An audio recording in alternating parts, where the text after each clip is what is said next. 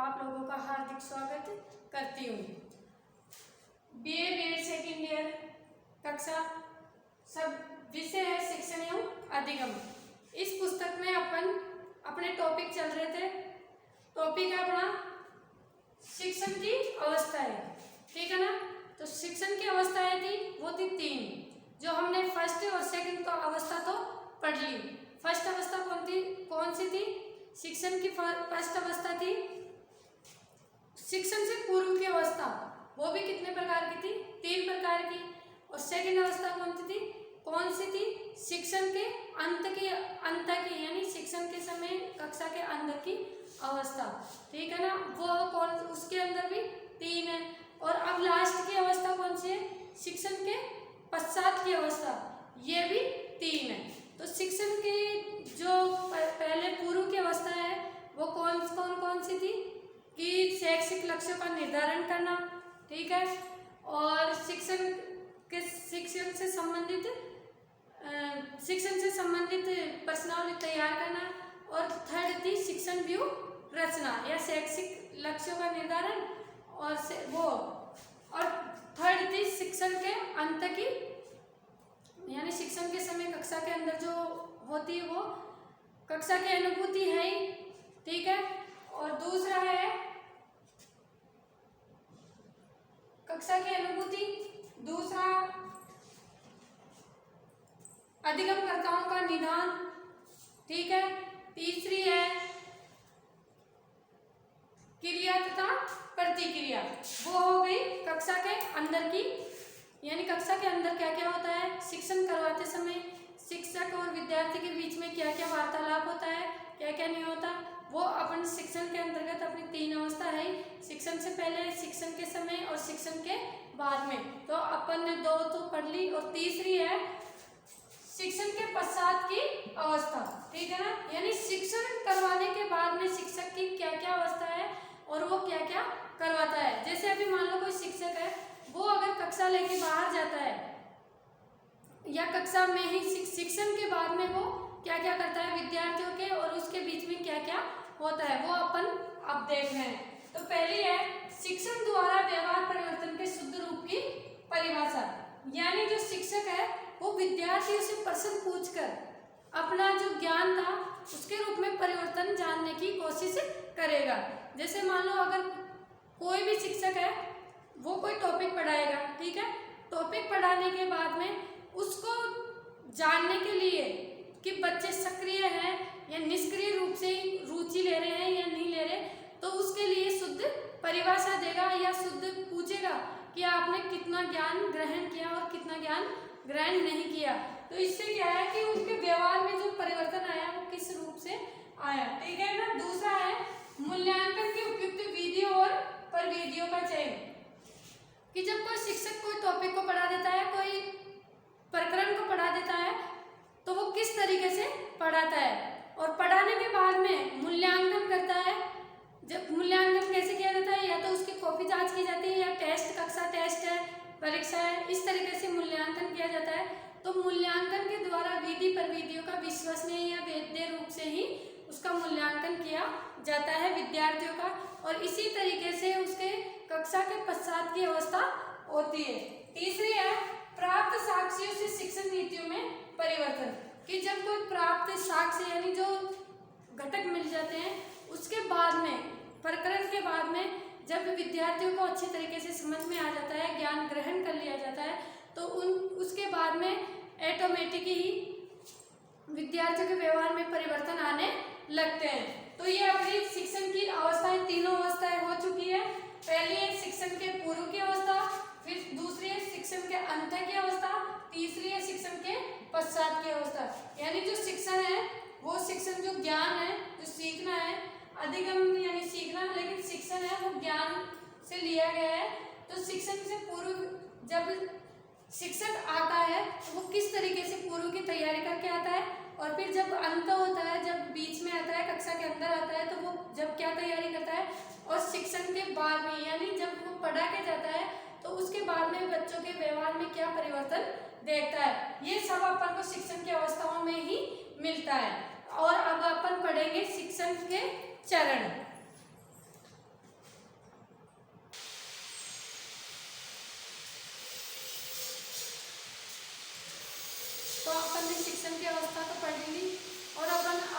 जाएंगे शिक्षण के सूत्र। देखो शिक्षण के सूत्र क्या होते हैं। शिक्षण को अच्छी तरीके से या बखूबी तरीके से समझाने के लिए शिक्षकों को पहले सूत्रों में बांधा जाता है, यानी विद्यार्थियों को किस तरीके से ज्ञान देना चाहिए और किस तरीके से उनको समझाना चाहिए। इसीलिए शिक्षकों ने क्रमवार से सूत्र प्रस्तावित किया है। और शिक्षण सूत्र के लिए शिक्षण के जो सूत्र हैं वो उनके शिक्षा शास्त्री हर्बर्ट स्पेंसर तथा कमेनियस, यानी इन्होंने ही हर्बर्ट स्पेंसर तथा कमेनियस ने ही शिक्षण के सूत्रों का प्रतिपादित किया है। ठीक है ना। तो अपने शिक्षण के सूत्र हैं जो निम्नलिखित है, ये वेरी इंपॉर्टेंट है, ये हमें एग्जाम में हमें अनिवार्य रूप से पूछे जाएंगे। श्योर है ये कि शिक्षण के सूत्र है, ये शिक्षण के सूत्र वो हमें डेफिनेटली पूछे जाएंगे, ये एग्जाम में आएंगे शिक्षण के सूत्र। चाहे आप इनको चार्ट बना के समझा सकते हो, चाहे आप डायग्राम बना के समझा सकते हो, चाहे आप इस तरीके से समझा सकते हो, लेकिन आप इस तरीके से नहीं समझा सकते क्योंकि ऐसे समझाने में कॉपी में काफी वो होता है। इसीलिए बच्चे जो होते हैं वो नाजुक होते हैं, उनका माइंड बिल्कुल खाली होता है, फिर उसके बाद में ही शिक्षक द्वारा या माता पिता के द्वारा ही ज्ञान प्रदान किया जाता है। तो शिक्षण सूत्र होते हैं वो शिक्षकों द्वारा ही सूत्र के रूप में बांधा जाता है एक ज्ञान को। तो देखो पहला है अपना ज्ञात से अज्ञात की ओर, यानी ज्ञात से अज्ञात की ओर का अर्थ है कि जैसे छोटे बच्चे हैं तो छोटे बच्चों को जब शिक्षा दी जाती है तो ये तो है नहीं कि उनको डायरेक्ट ही कोई ऐसा क्वेश्चन सौंप दो जिससे बच्चे बिल्कुल ही कंफ्यूज हो जाए, उनको ज्ञात हो। जैसे अभी ऐसे अनार है तो बच्चे को ऐसे अनार आएगा तभी तो वो बारकली बोलेगा, और बारकली बोलेगा जब भी वो किताब पढ़ेगा। अपन ये तो बोल नहीं सकते बच्चे को भाई आप खड़े हो और डायरेक्ट पढ़ाई करो, किताब पढ़ के सुनाओ। तो ज्ञात से ज्ञात यानी उसको जाना हुआ है, जो ज्ञान उसको पहले से प्राप्त है, उसी प्राप्त ज्ञान के द्वारा अपन दूसरे ज्ञान का प्रदान करते हैं। तो वो क्या हो गया ज्ञात से, यानी छोटे छोटे चीजों से ही बड़ी चीजों की तरफ जाना या बड़े ज्ञान की तरफ जाना, ज्ञात से अज्ञात की ओर। ये अपना पहला शिक्षण सूत्र है। ठीक है। दूसरा है सरल से कठिन की ओर। विद्यार्थियों का माइंड बिल्कुल साफ रहता है, वो अपने पेरेंट्स से, अपने अभिभावक या अपने टीचर्स से ही वो सब कुछ सीखता है। तो उसको क्या है पहले अपन दा पा ऐसे बोलना सिखाते हैं, पहले अपन छोटी छोटी ए फॉर एप्पल, फिर ऐसे जेड तक मीनिंग, फिर उसके बाद में धीरे धीरे उसको बुक्स पढ़ना सिखाएंगे। तो ये क्या है सरल से कठिन की ओर अग्रसर हो रहा है बच्चा। तो वो क्या है एक शिक्षण सूत्र के रूप में बना हुआ है। ठीक है ना। दूसरा भी ये हो गया निश्चित से अनिश्चित की ओर, यानी विद्यार्थी को जब निश्चित ज्ञान प्राप्त है, उसको कन्फर्म है और उसको विश्वास है कि नहीं ये चीज या ये वस्तु या ये तथ्य या ये सिद्धांत या ये घटना, तभी वो निश्चित से अनिश्चित की ओर काल्पनिक के ऊपर जाएगा, अन्यथा नहीं जाएगा। यानी विद्यार्थियों के सामने अपने को निश्चित घटना, निश्चित तथ्य, निश्चित सिद्धांत, निश्चित रूप इनको प्रकाशित करने के बाद में ही अनिश्चित की ओर बढ़ना चाहिए। ठीक है ना। ये तीसरा अपना शिक्षण सूत्र कंप्लीट हो गया। चौथा है विशिष्ट से सामान्य की ओर, यानी ये जो विशिष्ट सूत्र है वो है विशेष, जो विशेष होता है, जो बिल्कुल अलग होता है। विद्यार्थियों को जो ज्ञान प्राप्त है उसको उससे अलग नहीं, उससे जो ज्ञान प्राप्त है उसी के रूप में दूसरा कोई ज्ञान देना और उससे विशिष्ट से सामान्य की ओर भेजना। तीसरा है पांचवा है संपूर्ण से अंश की ओर प्रकाशित करना, यानी अगर उसको पूरा ज्ञान प्राप्त है विद्यार्थी को, तो शिक्षकों का ये महत्व है, या शिक्षकों को ये ध्यान रखना चाहिए कि अगर विद्यार्थी को पूरा ज्ञान प्राप्त है, संपूर्ण ज्ञान प्राप्त है, तो उसको अंश यानी छोटे ज्ञान की तरफ ले जाना चाहिए। यह है मूर्त से अमूर्त की ओर।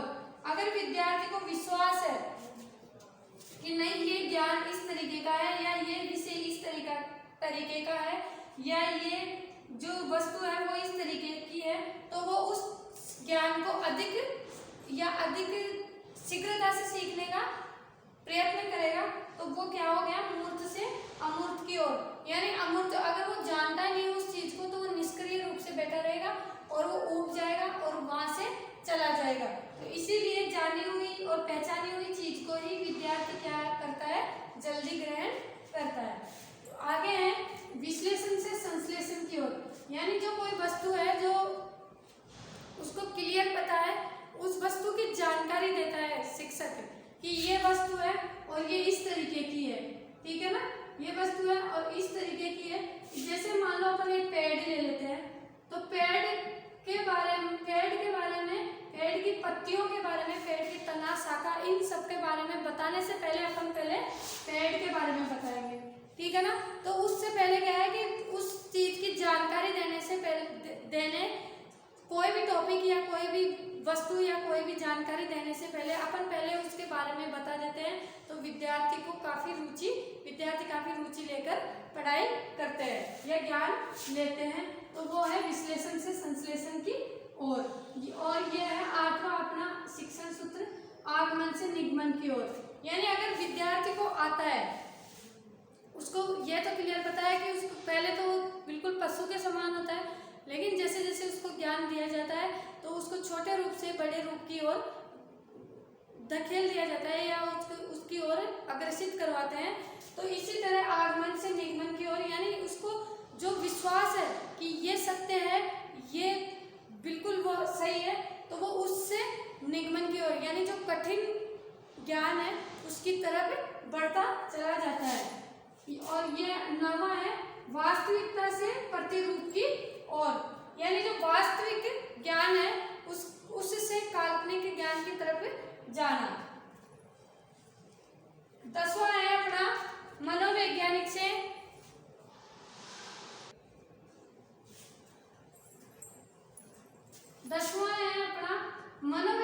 से तार्किक की ओर।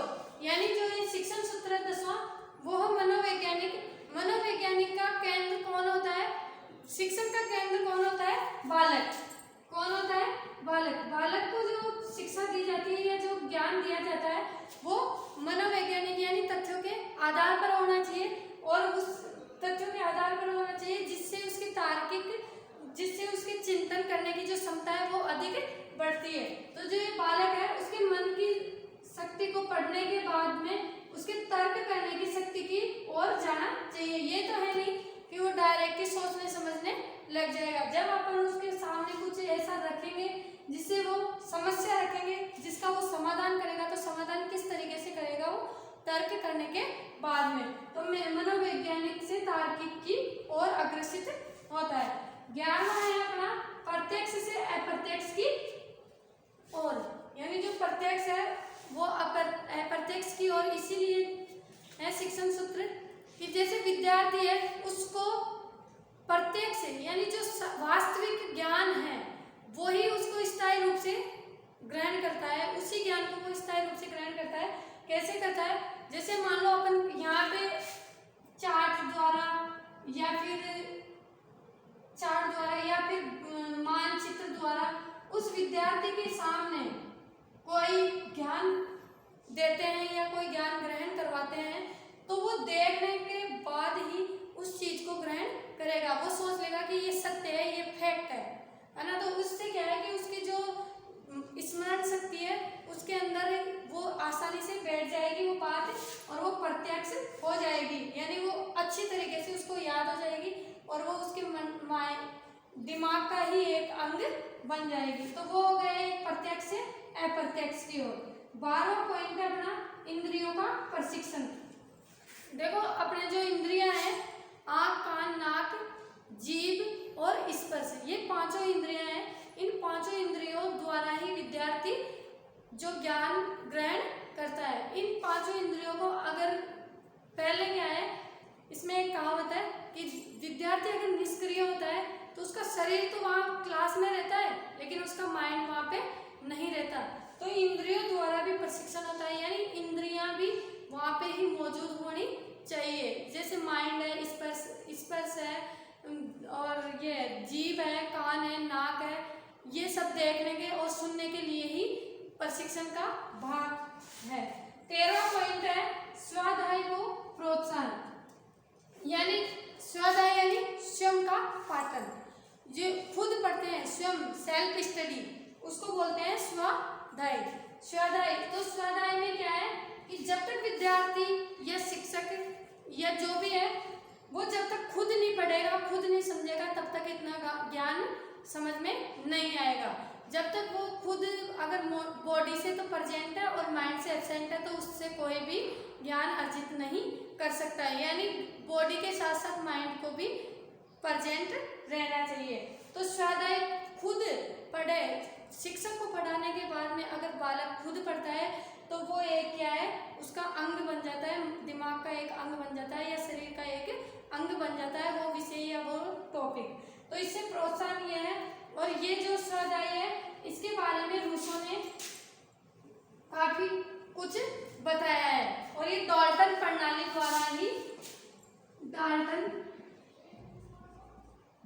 द्वारा समझाया गया है। तो ये अपने हो गए शिक्षण सूत्र। शिक्षण सूत्र हो गए अपने 13। ये 101% एग्जाम में आएंगे शिक्षण सूत्र, 101%, ठीक है ना।